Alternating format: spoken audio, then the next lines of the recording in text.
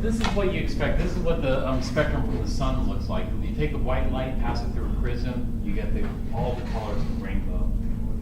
But for the hydrogen lamp, we only saw 4 colors. This is emission, this is emitting light.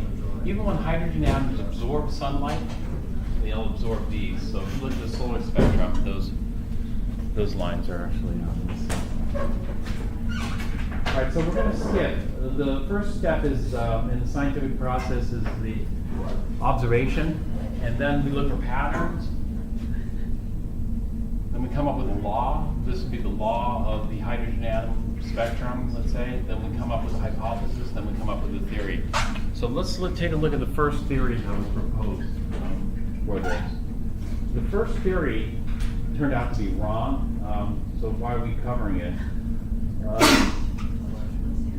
The first theory was not 100% wrong. The first theory was the Bohr model of the hydrogen atom. And so what Bohr proposed is that here's the nucleus of the hydrogen atom, and the electron can orbit in allowed orbits, but they cannot orbit in forbidden orbits. And so the first allowed orbit is this, and then the next orbit is this. They don't have to be in a plane like this.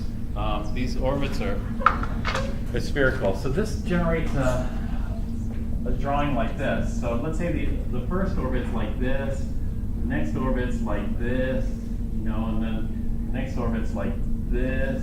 And so we get this kind of drawing where we have these orbits, higher and higher energy orbits that are allowed.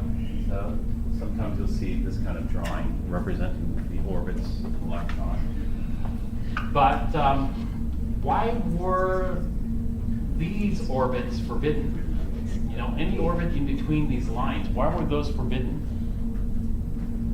And so what did the theory is going to give you a fundamental description. But in this theory, you know what Bohr said? Bohr said that they were forbidden because they're forbidden. They're forbidden because they're forbidden because that's what's observed in nature. And so these are called postulates. This is taken without proof. These are forbidden, and that's it. That's all there is to it. It's forbidden. These are allowed.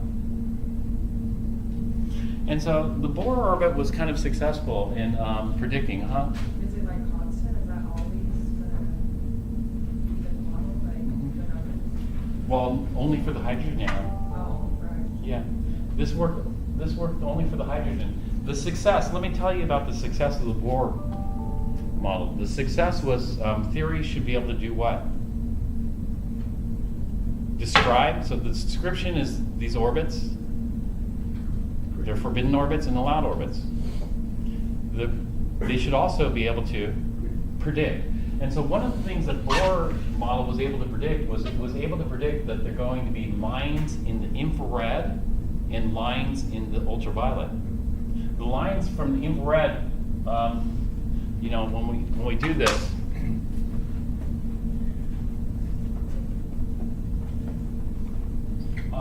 we get a diagram that looks like this in terms of energy. We increase energy.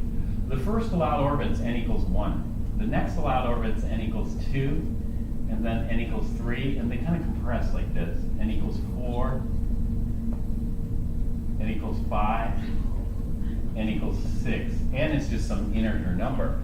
We can't have 1.1, we can't have 1.2, we can't have 0. So n is going to be an integer from 1 to infinity.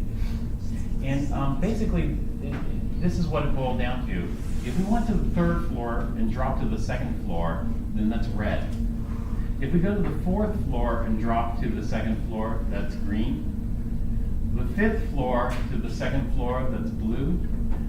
And then the 6th floor to the 2nd floor would be violet. However, if you go to the 7th floor and drop to the 2nd floor, do you know what color that is? What's beyond violet? Ultraviolet. It turns out if you go to the 7th floor and drop down to the 2nd floor, it's ultraviolet. If we go from the 2nd floor to the 1st floor, that's ultraviolet. If we go to the 4th floor to the 3rd floor, it's infrared. And so what the Bohr model predicted is we should see lines in the infrared corresponding to these drops, and we should see lines in the ultraviolet corresponding to these drops. That was predicted and that was observed. And so, all good, except this. If we try to apply the Bohr model, actually, let's see. If we try to apply the Bohr model to a helium atom, it fails. Well, anyway, here's some other parts of the Bohr model. This quantum jump. Quantum jump, we don't call those quantum jumps, we just call them transitions. These are electron transitions, transitioning between energies. Those these quantum jumps. Electron, we have ground state and excited states. You know, the electron normally is on the first floor, but if you excite it, you can excite it different ways. You can excite it by passing electricity through it. You can excite it by heating it up. And those excite the electrons to higher floors. They drop down. They don't stay high, excited forever.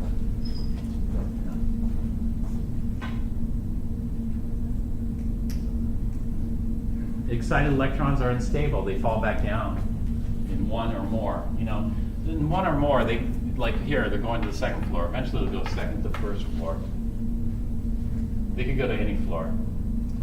Okay, when the light is emitted, we call these photons. Photons of light are released. So red photons, blue photons, green photons. Photons, a lot of people think of photons as a packet of light or a particle of light. Although light doesn't form particles because light doesn't have mass. So light's not really matter, but you know, they come in different energy packets. So for example, a violet photon is higher in energy than a red photon. Photon is a little packet of light.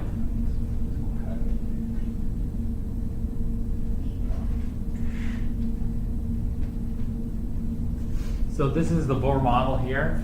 Normally, the electron resides on the first floor, but it can get excited to any of these floors. We have a huge number of hydrogen atoms. We'll get excited to higher and higher. And so the electron gets excited, boom, it pops up here. Then it drops back down. Well, it drops back down here. The energy emitted is UV. It's going from n equals 2 to n equals 1 in hydrogen atoms. That's UV. That would be called a UV photon.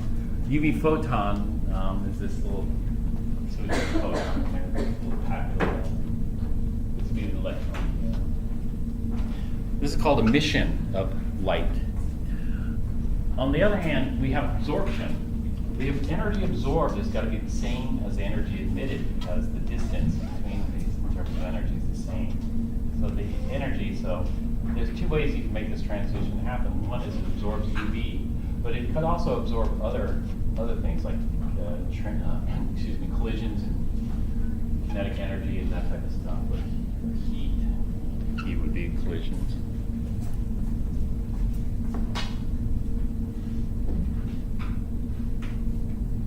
So the contributions of Niels Bohr suggest a reasonable explanation. Introduced the idea of quantized electrons. The quantized electrons appear as energy levels. These are energy levels. N equals 1, N equals 2, N equals 3, N equals 4. These are the principal energy levels. And that's given by the principal quantum number, N. So we have different, and everything else is forbidden. So if I had 1.01, that's forbidden. 101 is allowed. 1.01 is forbidden.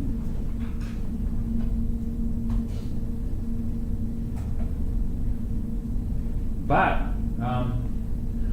the major failure of Bohr is Bohr only worked for the hydrogen. So if it only worked for the hydrogen, it couldn't explain anything about the helium spectrum or anything else. And so Bohr, certain features of the Bohr model were abandoned. The most critical feature that was abandoned is the whole idea of orbits. Bohr orbits are wrong. And so this whole slide showing these orbits is totally wrong. Figure 1110, X that, because it's wrong.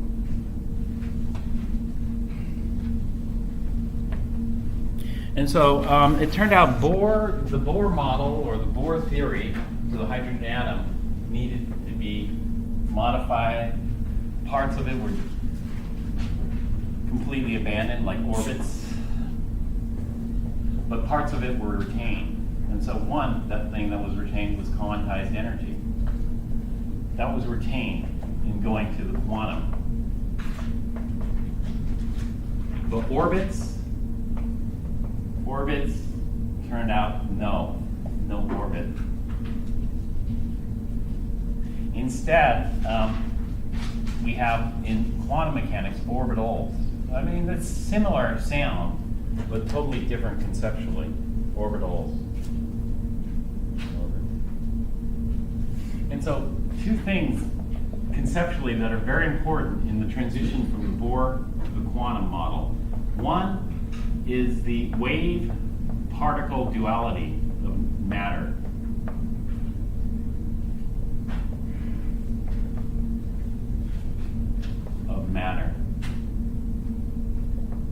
And two is the Heisenberg uncertainty principle.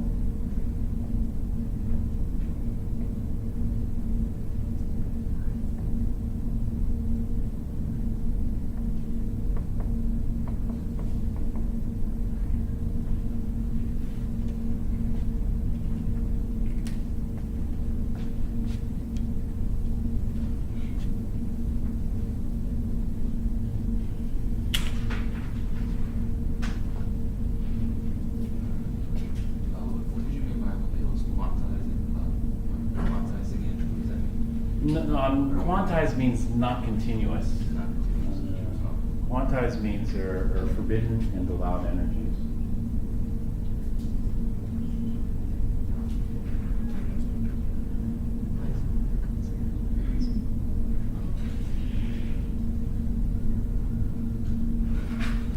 So the wave-particle duality of matter is this.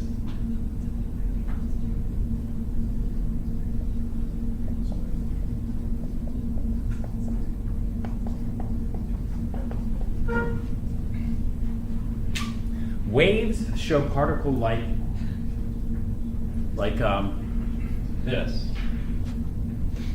Light consists of waves, these energy waves. Right? But there's also a particle. We can think of light as being kind of like a particle in the sense that it has photons. A photon would be like a particle or a piece of light. Only thing about a photon is it's not a piece of matter, it's just a packet of energy. And so when we think about the difference between, let's say, gamma radiation versus radio, we have all those other differences, but the gamma is going to have high energy photons.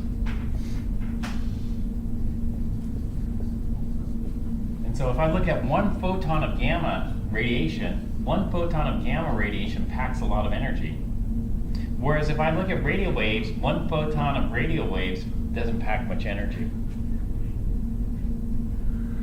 And so gamma photon can cause a lot of damage. Whereas a radio wave photon won't cause a lot of damage. We're bombarded continuously by radio waves. But are we bombarded continuously by gamma radiation? Well, it's a good thing we aren't, because gamma radiation causes us a lot of trouble. But the radio waves don't. Well, not only does light have that, but electrons also have wave-particle duality. Normally we think of an electron as a particle. It has mass. And so typically we think of an electron as being a particle, but electron also acts like a wave. It has wave properties. But the wave properties are like light. These wave properties are similar to how light behaves.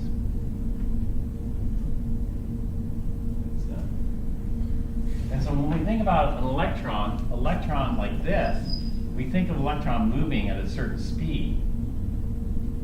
But if the electron is moving at a certain speed, we got to think of the electron as being a wave as well, like this. And so the wave-particle duality does something for us. And that is this. If it behaves as a wave, then what happens is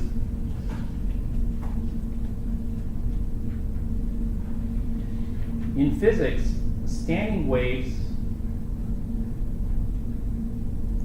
have forbidden energies and allowed energies. Take a look.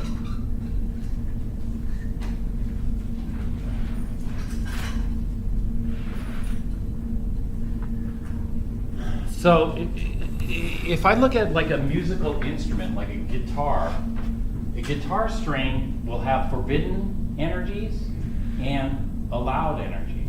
And so there's going to be a certain tone when you pluck, like, you know, you have to have different strings on the guitar. The different strings are going to give you different energies or different sounds. And it's going to be allowed only that one sound here. And so this would be its primary, and then you would have overtones. That is a little higher frequency.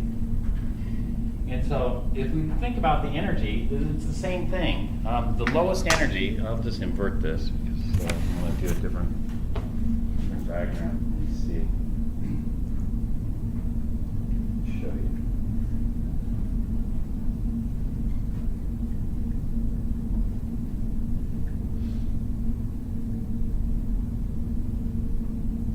Well, this would be for a guitar string or something. You'd have the fundamental, the first overtone, second overtone. This would be higher energy. Those would be the loud ones there. But I'm going to do it like this. The lowest allowed energy for an electron, this is an electron that's confined to a space. If the electron's confined to a space and it has wave properties, then we can fit this.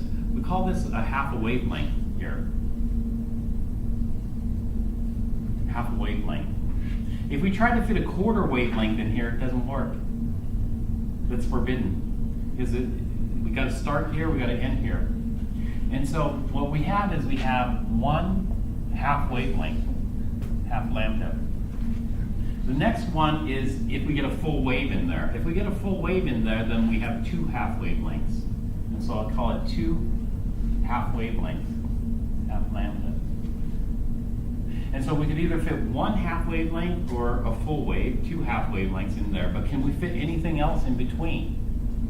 And so the electrons like this, electrons confined to this space. The next allowed one is to fit three half wavelengths in here. If we fit three half wavelengths, that's allowed, but everything else is forbidden. And so this is the n equals 1, n equals 2, n equals 3. And so the reason we have allowed and forbidden is because the wave property is an electron. The wave property, when an electron's confined like this, then we can't have a quarter wavelength here. This would be a quarter wavelength. This is forbidden. In fact, anything else is forbidden. We can't fit 1.1 because we wouldn't end up at the same place. That's forbidden. And so these are allowed. Everything else is forbidden. So an example would be 1.1 is forbidden.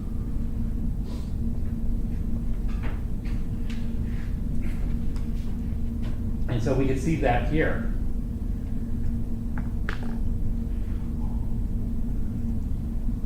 We could see that here as well. This is treating an electron as a particle only. But if we put in the wave properties of the electron, then we'll see that it depends. We start at the same and end at the same spot. If we don't start at the same spot and end at the same spot, then waves have a tendency to cancel themselves out. This is forbidden. And so let's say we fit a half wavelength in here, two half wavelengths, three half wavelengths, then we see it's forbidden or allowed. We need to end at the same spot. We go around this merry-go-round, and we end at the same spot. And that's it. If we don't end at the same spot, then it's out of sync. And if it gets out of sync, then it's going to cancel each other out, and it's going to be forbidden. That's in 2 dimensions. I mean, 1 dimension actually. It's 1-dimensional. Let's look at this.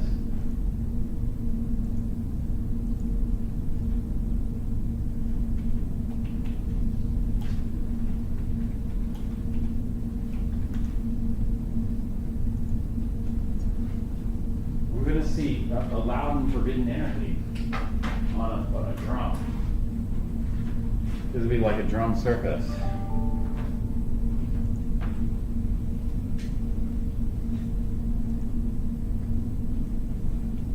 Okay, so what they did was they put a whole bunch of powder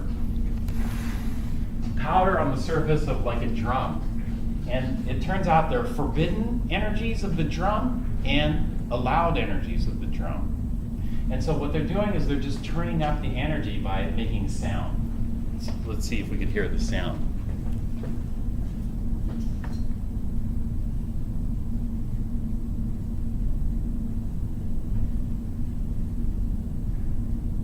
What is wrong with the sound?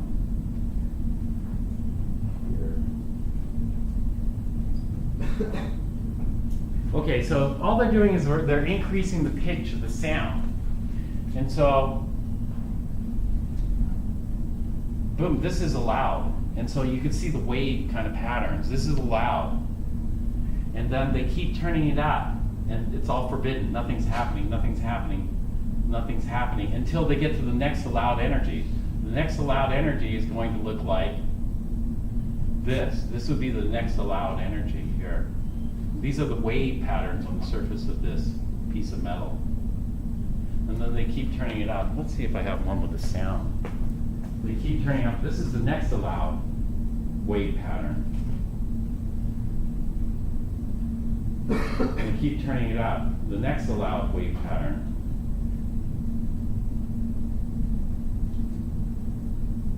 Actually, you need the sound. I'm sorry. Let me see what's wrong with the sound.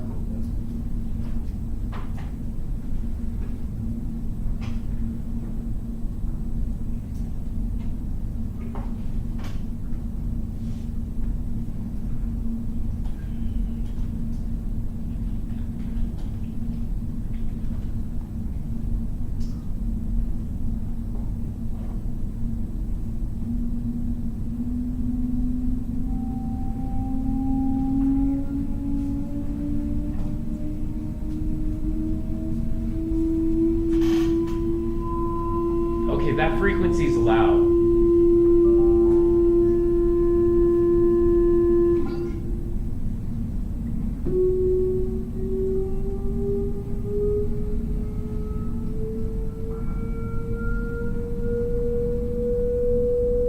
This frequency is allowed. Everything else is forbidden.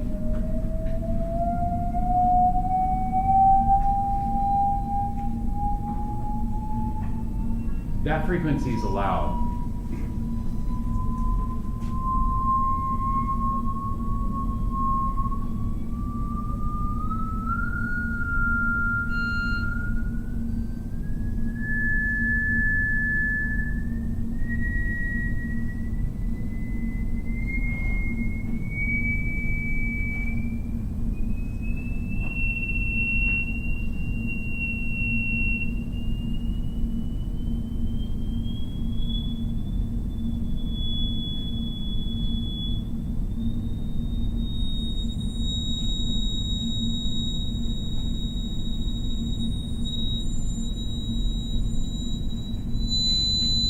See how it jumps from allowed energy to allowed energy? Is that too loud? Right.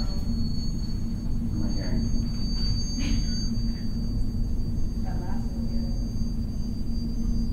Yeah, maybe I'll turn off the sound now. That's good. You see, it's jumping from allowed energy to allowed energy. And everything else in between is forbidden because nothing happens. And boom, it's allowed. And you can see it.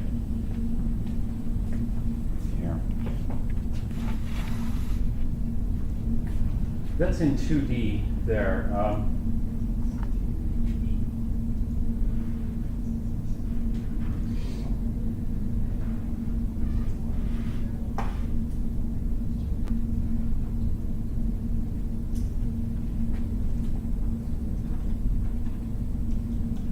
So when we apply this to electron,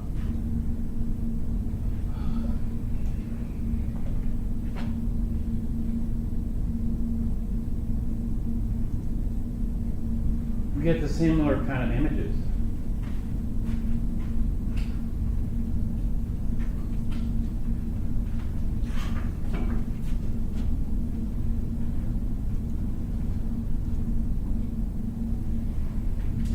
We apply it to electrons, then we're going to generate these.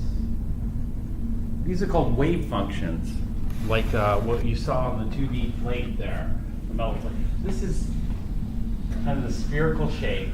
This is a dumbbell shape to it. This is like a clover leaf shape. Or actually, this is like a clover leaf shape here. These are the clover leaf shape too. Perspective. And then, so we're going to higher energy, higher energy, higher energy. Do you see that? These are allowed because of the wave properties of combined plate. Now, if you change the dimensions of that plate, you make that plate smaller, or the drum smaller, or the drum bigger, that changes what's allowed, what's forbidden, waves. But this is basically it. The electron confined to an atom is going to be like that plate, the dust particles, or the metal flakes on the plate. And so we see these, and then they get even more complicated, like on the plate, you'll see those. What we call these allowed energies are called the orbitals. And so each one of those patterns on the plate that you saw in the video, those are allowed orbitals.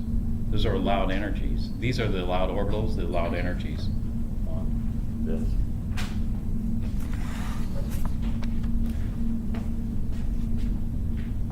So this is what we're going to do.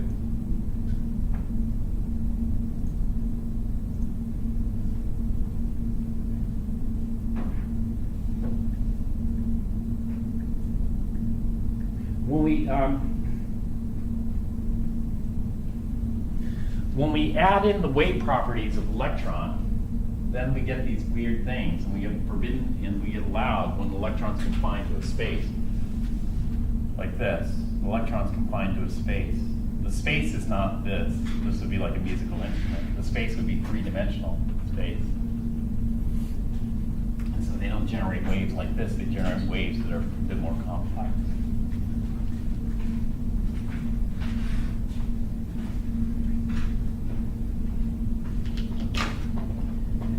All right, so that's the standing wave. So we can see that if we use standing waves, then the electron energies come out quantized.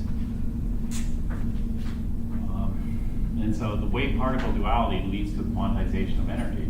Now, what's with the Heisenberg uncertainty principle? Heisenberg uncertainty principle is very important. Because if we go back to Bohr, it's easy to predict where the electron is. The electron is orbiting. So we can predict position and energy.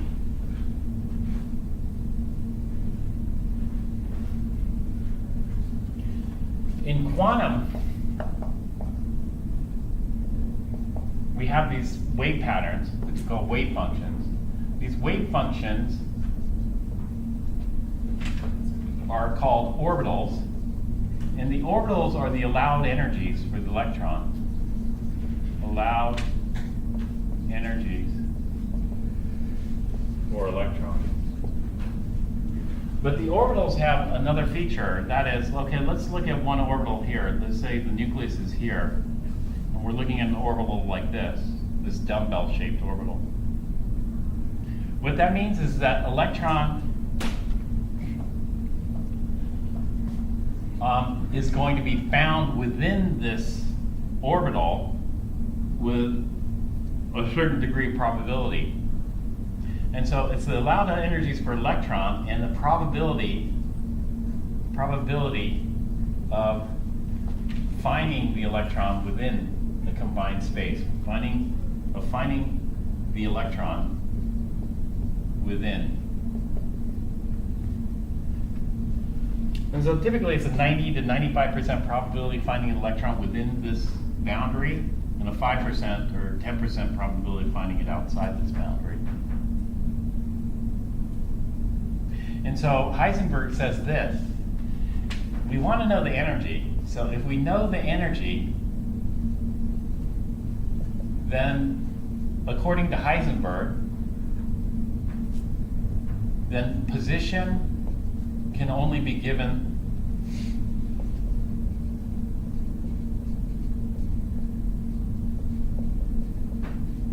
a probability.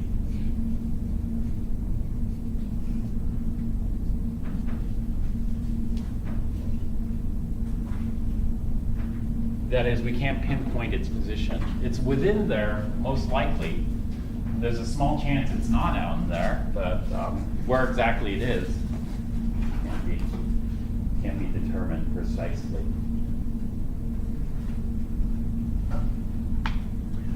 Okay, these things led to quantum mechanics. Quantum mechanics. And in quantum mechanics, we have an equation called the Schrödinger equation. And the Schrödinger equation can be used to determine the orbitals. That is, we can use it to calculate the orbitals or describe. So the Schrödinger equation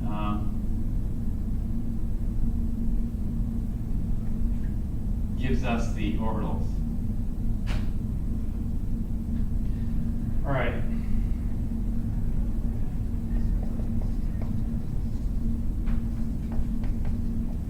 Quantum mechanics. So it is the equation of quantum mechanics. Now, for the hydrogen atom, there are an infinite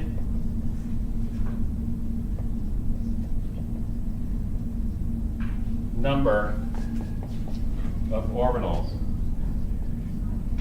allowed, according to the Schrödinger equation. So if there are an infinite number of orbitals allowed, then it would seem like there's nothing forbidden.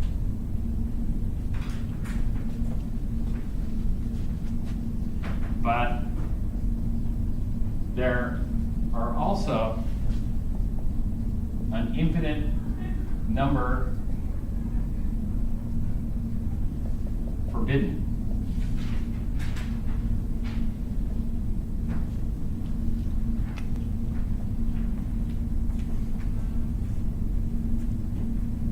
So we aren't going to do the math.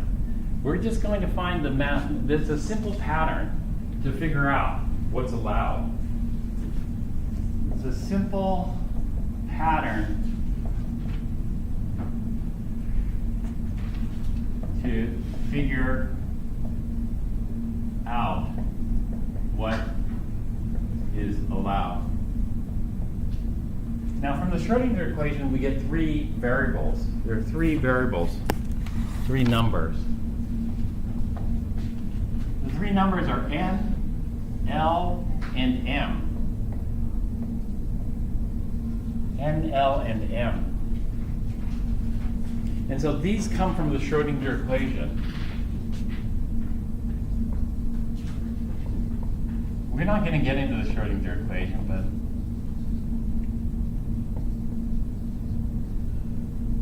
these have mathematical restrictions.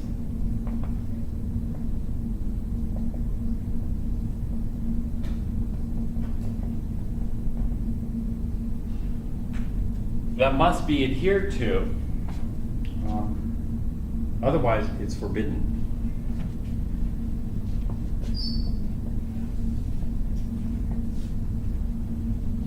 The first one is n. When we do the math for the Schrödinger equation, then we see that n can't have any value. And so what's allowed for n? N cannot be 0. If we plug in 0 for n, then the Schrödinger equation fails. So false. It doesn't work. And so n can be 1, it can be 2, all the way up to n equals infinity is allowed, as long it has to be an integer. And so it has to be an integer between 1 and infinity. And so all these are allowed. This is why there's an infinite number of allowed states, because we can go from 1 to infinity. However, there are an infinite number of forbidden, because we can't go 1 to 1.1. 1.1 is forbidden. 1.2 is forbidden. 1.5 is forbidden. So it's first step, second step, or first floor, second floor, third floor. This is called the principal quantum number.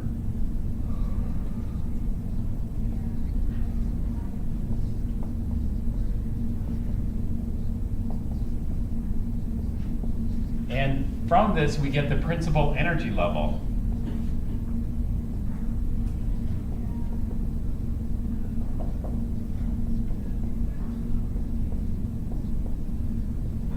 So n equals 1 is the first energy level, n equals 2 is the second, etc. All the way up to n equals infinity.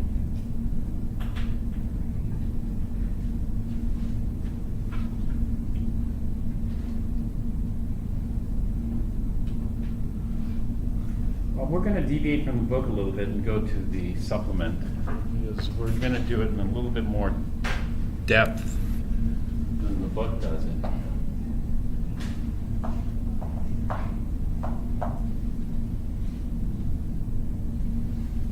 L can have values. L equals all values from 0, 1, 2, up to a max. The max L value will be n minus 1. So let's do some examples here. If n equals 1, then L can have all values from 0 all the way up to a max of n minus 1. Well, what's the max? Well, max is 1 minus 1, which is 0. So there's only one value of L that's allowed. Everything else is forbidden. Example, if n equals 5, how many L values are allowed? Yeah, and so L could be 0, L could be 1, L could be 2, L could be 3, L could be 4. So actually, how many? 1, 2, 3, 4, 5. 5 L values, sorry, 5 L values are allowed.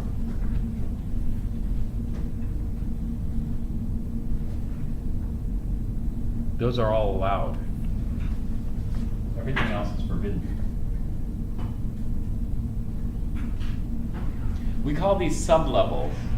So when n equals 5, we're on the principal level, but in the principal level, there are going to be 1, 2, 3, 4, 5 sublevels. So we'll call these sublevels or sub. I guess sublevels. Okay, these have a letter designation. And so L equals 0 is also called F. L equals 1 is called P. L equals 2 is called D. L equals 3 is called F. L equals 4 is called A, B, C, D, E, F, G.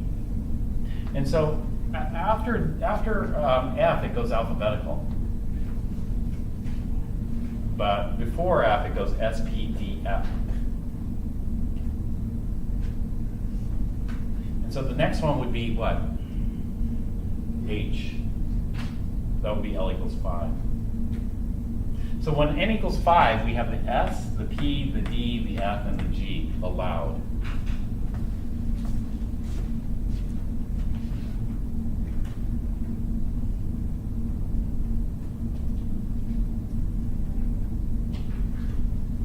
The energies of these sublevels go like this. And the way we write it goes like this. The 5s sublevel is lower in energy than the 5p, which is lower in energy than the 5d, which is lower in energy than the 5f, which is lower in energy than the 5 A, B, C, D, E, F, G, 5g. So 5G sublevel would be the highest energy, the 5S would be a little lower in energy. When we have n equals 2, we have two sublevels. The L equals 0 and the L equals 1. And so we have the 2S and the 2P. When we have n equals 3, we have the 0, the 1, and the 2. Those are allowed.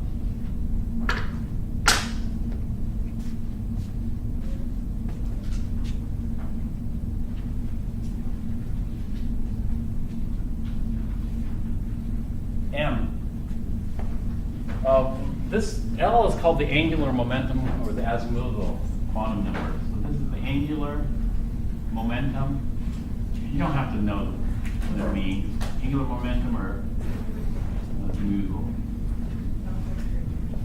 quantum number. All right, we're out of time, so I'm going to just stop here before getting into M.